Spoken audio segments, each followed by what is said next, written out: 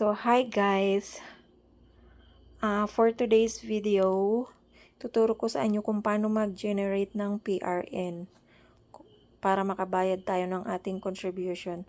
Una, punta ka lang sa website, type lang ang www.sss.gov.ph or kung meron ka ng application ng MySSS, open mo lang and then login mo yung username, password. Then, pagka na-open mo na siya, ito yung lalabas. Yung may benefits, loan services, and PRN. So, ngayon, sa video na to is, kukuha tayo ng PRN para makapag-contribute tayo. O makapagbayad tayo ng ating contribution.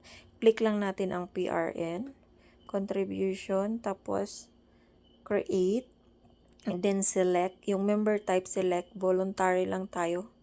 Kasi voluntary ako. And then, 2 buwan yung babayaran ko, guys. May to June. So, ang May is May 2025 and then to June 6, 2025. 2 buwan yan. Tapos, ang pipiliin natin ditong amount na ibabayad natin kada buwan is asan na yun? Gusto kong ibayad ng sa contribution ko is 3,000 kada buwan. So, magiging total niya dito is 6,000. Huwag nyo nang, hayaan nyo na yung voluntary pension booster only, guys. Huwag nyo nang fill upan. Tapos, after mo yan malagay, click mo na yung generate PRN. Pero pala, guys, ang pinakamababa ditong pwede mong ihulog sa contribution ng SSS is 750 na, tumaas na ulit. Dati 500 lang, 560 lang.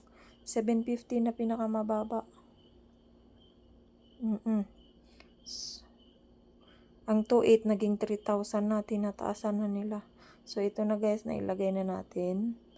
6,000. Tapos, ayan na, generate PRN. Ayan na. Tapos, double check mo.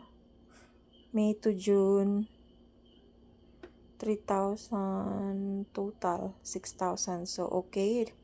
Do you want to continue? Okay lang natin. And then, ito na yung pwede mo i-download, guys. Yan. Kasi ito yung gagamitin natin pagbabayad natin sa contribution natin sa GCash. Pwedeng sa GCash or pwedeng sa kung saang mga payment center. Pwede. Pero mas maganda sa GCash, guys, kasi hindi mo na kailangang umalis. So, itong individual payment reference number, guys, ito yung gagamitin natin doon sa sa pagbayad natin. Ito yung PRN number.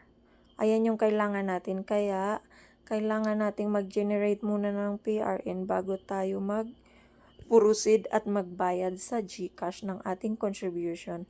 So, ayun lang, guys. Ganun lang kadali. At thank you for watching. Sana may natutunan kayo. Bye!